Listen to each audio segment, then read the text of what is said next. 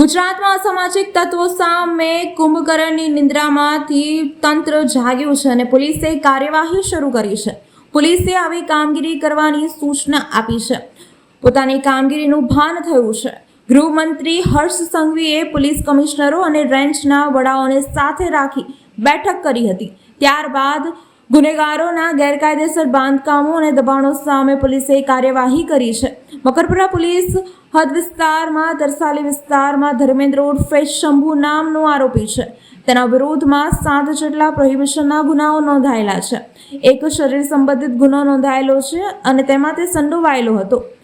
Already 2 વાર તેને પાસા પણ થઈ ચૂકી છે. જો કે હજુ સુધી નામ નથી લેતો. કોર્પોરેશનની જગ્યામાં 4 જેટલી ઝૂંપડપટ્ટી પણ બાંધેલી છે.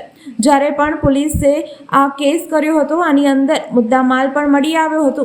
આજ રોજ પોલીસ દ્વારા કોર્પોરેશનની ટીમને સાથે રાખીને દબાણો દૂર કરવાની કામગીરી હાથ ધરવામાં આવી હતી. આરોપી ધર્મેન્દ્ર ઉર્ફે શંભુ હાલ જામીન પર છે.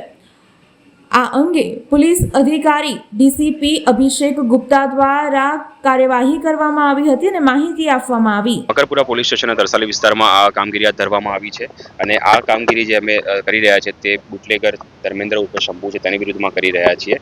અને જેટલા પણ અસામાજિક તત્વો છે, બુટલેગર છે, તેમની જેટલી પણ અવૈધ જગ્યાઓ પર ગેરકાનૂની રીતે જેટલું પણ દબાણ કરવામાં આવ્યું છે તેનું અમે દૂર કરી રહ્યા છીએ અને તેમાં કોઈ પણ સામાન્ય નાગરિકને કોઈ તકલીફ ન પડે તેનું પણ અમે ખાસ ધ્યાન રાખી રહ્યા છીએ. લિસ્ટ અમારી પાસે તૈયાર છે અને અમે એ પ્લાનિંગ કરી રહ્યા છીએ અને 1 બાય 1 જે પ્રમાણે અમારે સામે વિગતો અને માહિતી આવે છે તે પ્રમાણે અમે આ કાર્યવાહી ના જે બુટલેગર છે, જે અસામાજિક તત્વો છે, તેમના જ દબાણ અમે દૂર કરી રહ્યા છીએ અને જે કોર્પોરેશનના માણસોને સાથે રાખીને કરી રહ્યા છે, જેથી અમને ખબર પડે કે આ ખરેખર કોર્પોરેશનની જગ્યા છે અને ત્યાં દબાણ કરવામાં આવ્યું છે. તે કાયદાકીય રીતે તમામ વસ્તુને વેરીફાઈ કરીને પછી આ કાર્યવાહી કરવામાં આવી છે. આગળ આ જ પ્રમાણે અમારી જે તપાસ છે ચાલુ છે.